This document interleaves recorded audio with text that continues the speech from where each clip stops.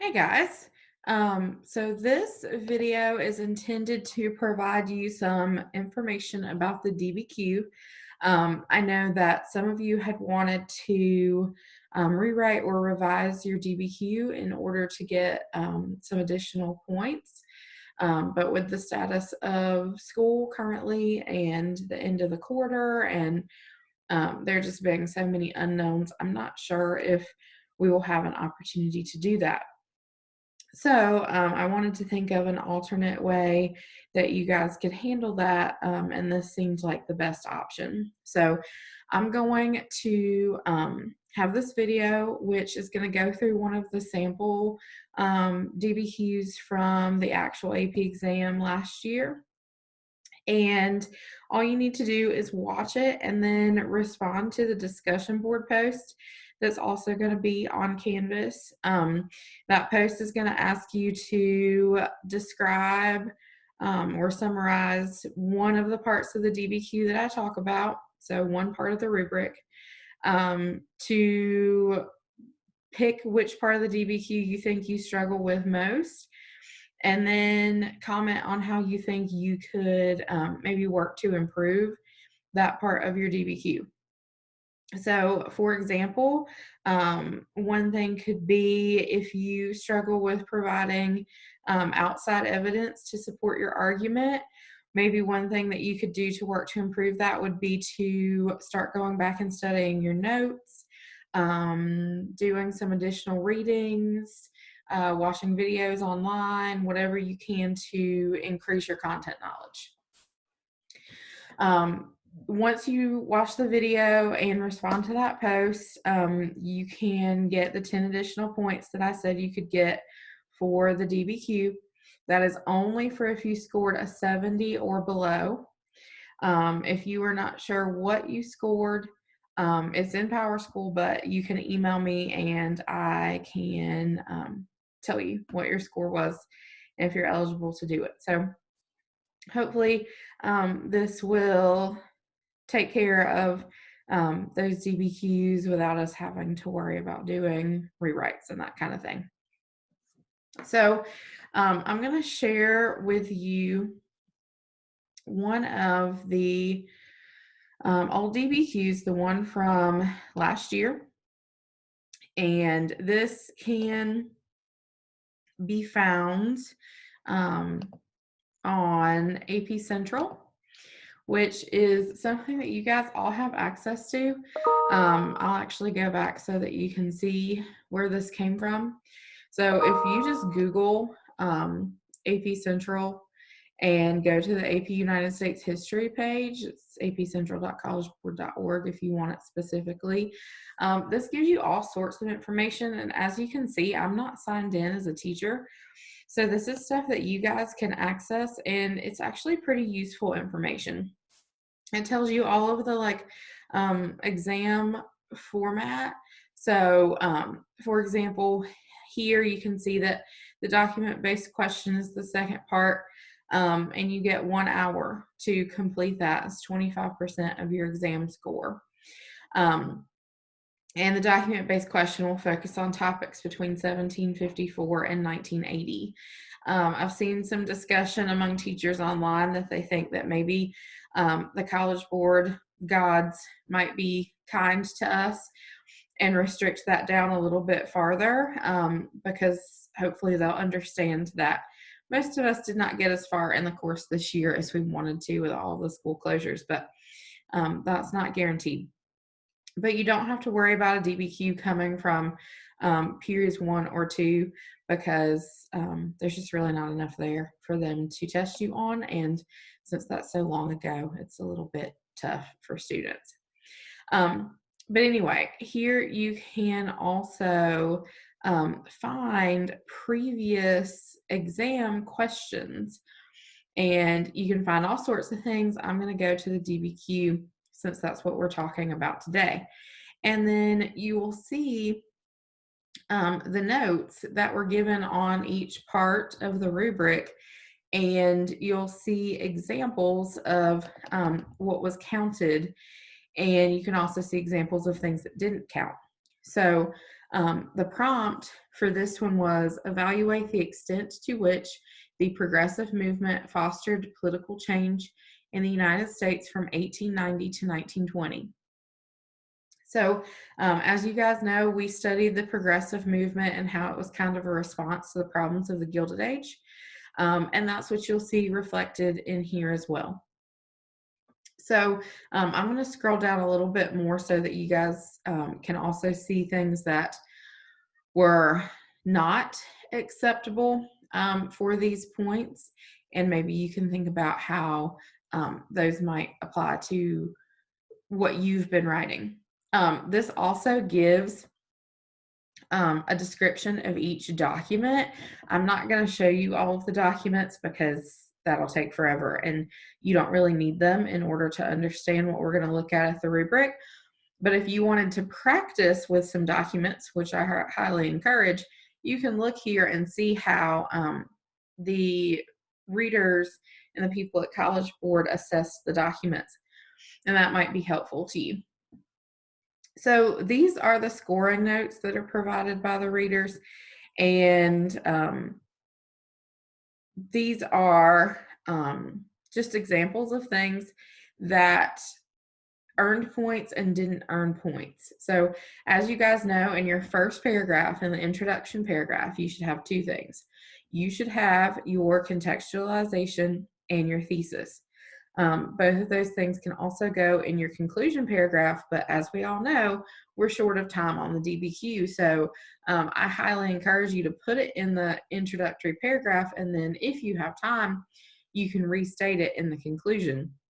That doesn't mean you have to word it exactly the same way. If you word it a little bit differently, maybe it becomes clearer. Sometimes students kind of work their way to their thesis and their contextualization by the end of the essay. So that's perfectly fine, but you don't want to have that as your only hope in case you don't actually get to finish your essay. So here are some examples of acceptable thesis statements. This one, for example, says, the progressive movement was incredibly successful in fostering political change, such as trust-busting large monopolies and reforming the criminal justice system for youth and adults. However, their failure to advance African American civil rights sufficiently left a significant scar on their legacy, as many issues of discrimination, such as segregation and Jim Crow, were prolonged. This is kind of like gold when it comes to a thesis statement. Okay. One thing that a lot of you guys have struggled with this year has been being specific enough. So you can see what I mean here. It doesn't just say the progressive movement was incredibly successful in fostering political change, period. That's not a thesis statement. It gives you examples, such as trust-busting large monopolies and reforming the criminal justice system. Those are specific examples that they can then expand on in their essay. Notice this does not include 3 categories. It does not talk about social, political, and economic changes. It does not group it into 3 parts. You don't have to do that to have a successful thesis. It's one way that you can, and it's a perfectly good way. And if that's the way that you've learned to do it and you're good at it, go with it. But if you're sitting and stressing over how to make 3 categories or how to group them into social, economic, political, whatever, you don't have to do that. Don't give yourself an ulcer trying to create 3 categories out of something that's not there. And then also the other part of perfection of this thesis statement is that it gives that however, ding, ding, ding, here comes a counter argument, which is going to lend itself to creating that more complex argument, helping you get that unicorn point. So obviously you have to carry that throughout the essay and you have to actually prove this thesis, but that sets you up for success from the beginning. Now, as I have told you, it's okay if you're not perfect. You do not have to get all 7 points on this essay to do quite well. So if you feel like this is something that's kind of out of your reach right now, that's okay. We can still get there by May. But even if you're not quite here, maybe you can pull off one of these other completely acceptable thesis statements that may just not be quite as perfect. Okay. This one says, the progressive movement in the United States from 1890 to 1920 fostered great political change, such as rooting out corruption in government, eliminating monopolies in business, and by advocating rights for those who have been discriminated against. That's enough. They do give us 3 categories in this situation. They give us specific examples. They don't provide a counter argument. That's okay. Maybe this will not earn that complexity point, but that's just 1 point out of the 7. It could still earn that point, maybe just not set up so easily from the get-go. But as it says here, it suggests a historically defensible line of argument and establishes main analytical categories. That's all you need. Here are some examples of an unacceptable thesis. So, the progressive movement caused political change to a large extent because it influenced so many different areas of politics that were able to change at the time. Not a thesis statement. Okay, this mentions that it largely restates the prompt. You do want to use the wording of your prompt in your essay, in your thesis statement, but you don't want to simply just basically say what it says and that's all. It's not specific enough. Different areas of politics that were able to change. What areas? What specific examples? You have to provide that to make this what you want it to be. Okay? Political, social, and economic change occurred during the progressive era. There are 3 categories here, but this isn't successful because you just said that change occurred. Duh. Change always occurs. That is not some sort of, earth-shattering information that you've provided. This is not an argument. So you have to be able to establish this argument and line of reasoning. Lastly, during the time period of 1890 to 1920, the progressive movement fostered political change in the United States as new ideas were being spread and as a result of new policies being instituted. Again, they use the wording of the prompt. That's good. It's a good start, but too vague. New ideas, new policies. What new ideas? What new policies? All right, part 2, contextualization. Again, first paragraph, last paragraph, do it in both. This is supposed to give some information of the context, broader historical events, background information, etc.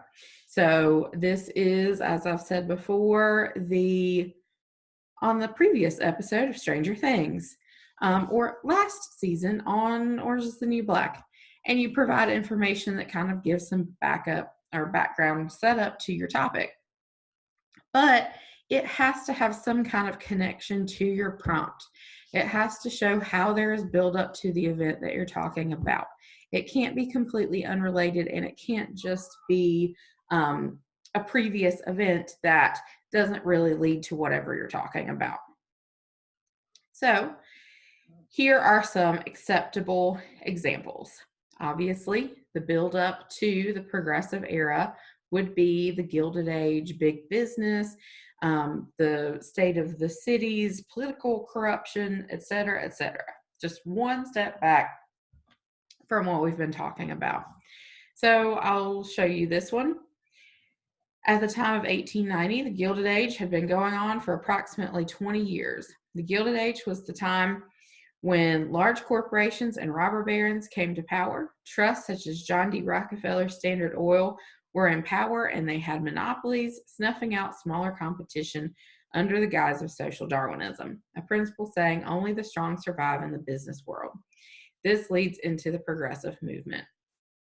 So they show how this buildup of big business then leads to issues with business, issues with society, social Darwinism, and how that lends itself to requiring some change, which comes through the progressive movement.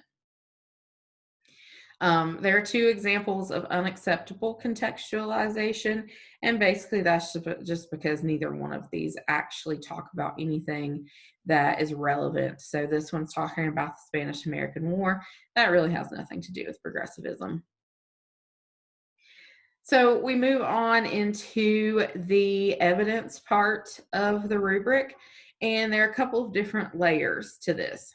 You should always use all of the documents provided to you. If there is one or two, if there are two that you don't really understand, you don't really know how to incorporate, try anyway. You might stumble upon something that's correct and get the point for it. And if not, you don't lose points. So it's fine. Try it. You should definitely use at least 6 of the 7 documents. But again, we don't have to always be perfect. If you can use at least 3 of the documents, you'll still get 1 of the 2 points for this section. There are also 2 layers to that as well. There's a difference between simply incorporating the documents and then also being able to support your argument using a document. So let's look at that a little bit. Here are examples of successfully describing the content of the document. Teddy Roosevelt in document 2 is saying that the state needs to control these business corporations that are becoming too powerful. They're benefiting themselves instead of the workers. This is a simple interpretation of the document. You're telling us what it means.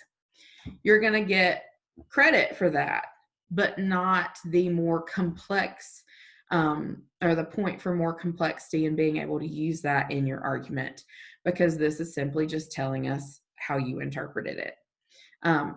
All of you can do this. As much as we have interpreted documents and read and written every day until you guys want to claw your eyeballs out, everybody can do this. You can interpret documents. So no one should miss that at least 1 point for interpreting 3 documents. Here is an example of unacceptably describing. Wilson in document 5 is telling us that African Americans are being separated from whites in the workforce so they can be protected from discrimination. This is just wrong because they didn't understand the document. So that's pretty much the only way that you can not get credit for this, is if you just completely misunderstood.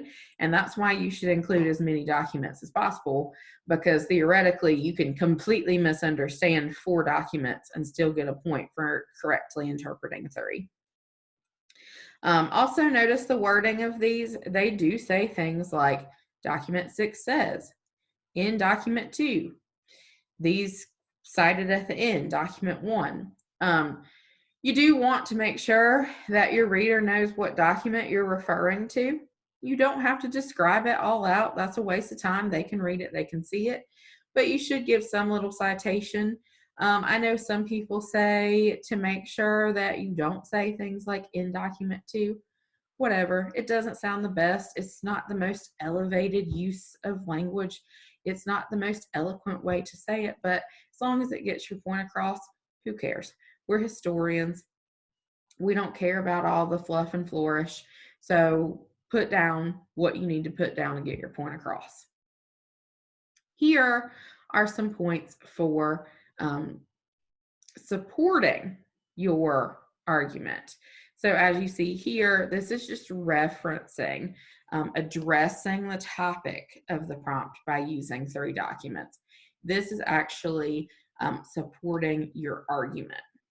So, for example, in a letter to Wilson, the NAACP points out to segregationists that by having segregation, especially in the federal government, promotes inequality.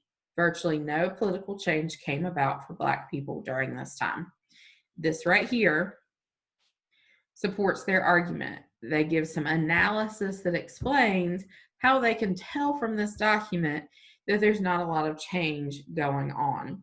So this is your own Explanation. I'm a historian. I know what I'm talking about, and this document is evidence of it. They're using this document to support their own argument. Carrying on, we get evidence beyond the document, and they just list out a bunch of things that could possibly be useful. This is one that there's nothing fancy really about how you write it out, but it's one of those things where you either know it or you don't. If you just don't have a lot of like memory of content knowledge about whatever topic, then you may not know. So this is the time when you do want to get down into the nitty gritty, into the details of things, and try to push things in your brain. This is when looking back over your notes, watching some videos, doing some additional reading, making flashcards, etc., can come in a lot of handy for you. My best advice is if you're trying to put in supporting information, outside evidence, and you're afraid that you might be wrong, put it anyway. You don't lose points. Your reader might get a good chuckle if you put something that's completely wrong, but they can probably use it in the midst of reading a bazillion essays. So put it down. If it's wrong, it doesn't hurt you. If it's right, you get the point. So put it on there. I will show you the unacceptable evidences just so you can see where you might kind of go wrong here. This one is simply just not right. It's not accurate. This one is something that a lot of you have trouble with. It's just a brief reference. They had people begin voting for senators, right? We know what you're talking about. You're talking about the 17th Amendment. We need you to say that. So you're only referencing this instead of using the specific term. Be specific.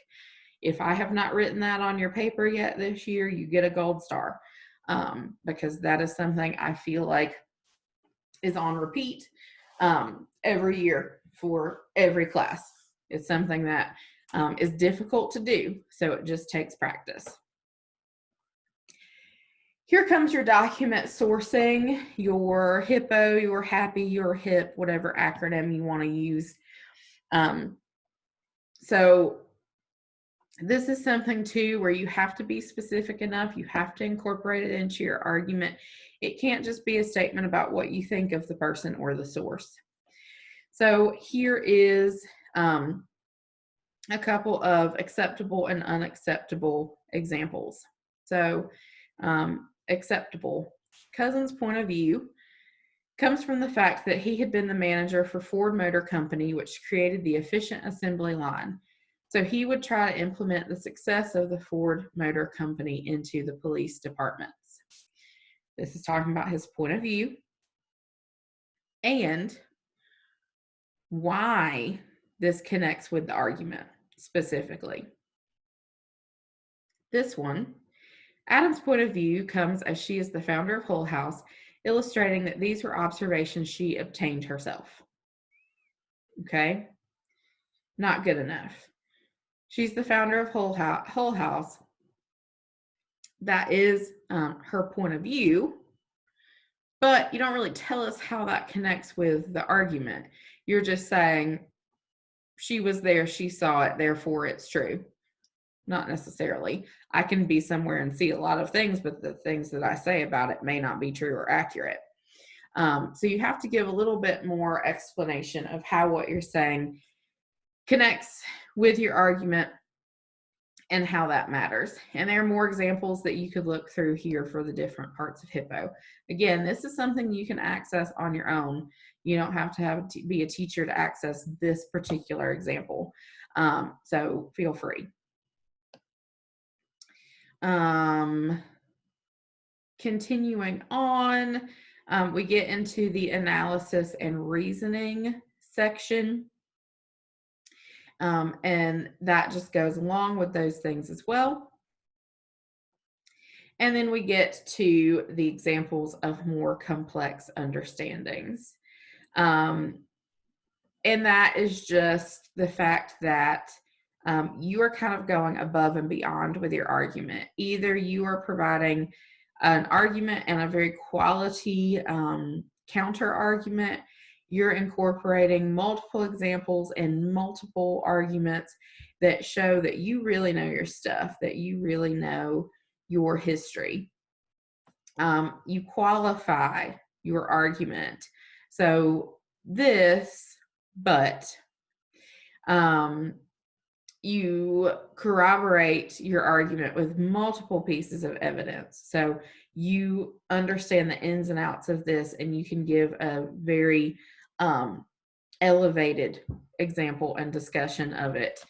This is one of the hardest parts of the rubric to earn, and it's one of the hardest ones to explain. It's hard to do a good job explaining this. Every AP trainer I have had, every AP community I've been a part of, basically the rule is, you know it when you see it. Like if you stop for a minute and think you might be reading a historian's essay and not a part of an AP exam, it probably gets that point. If you go through and you think, this has got some problems with it, I'm not really sure I understand, it doesn't get the point. You know it when you see it. So if your reader's floored by what you've written, you're probably going to get that point. So I would start with just working with your counter argument, trying to be as clear and give as much support as you possibly can for both your main argument and your counter argument, and hopefully you'll achieve it that way. Again, though, we don't need perfection. So that's one point on the rubric. If worrying about that is killing you, stressing you, just do the best you can. Write the essay. And then here there are also sample essays that were actually written by students. So if you look this up, you can go through and you can look at those sample essays. It might really be helpful for you if you're struggling. But final words before I end this video, follow the rubric. You know the parts, do it. It's a specific formula. Plug in the information you need, make it work. Be specific, analyze, and just do your best instead of worrying about perfection. I hope that helps. Don't forget to respond to the discussion board post, and I will hopefully see you guys soon.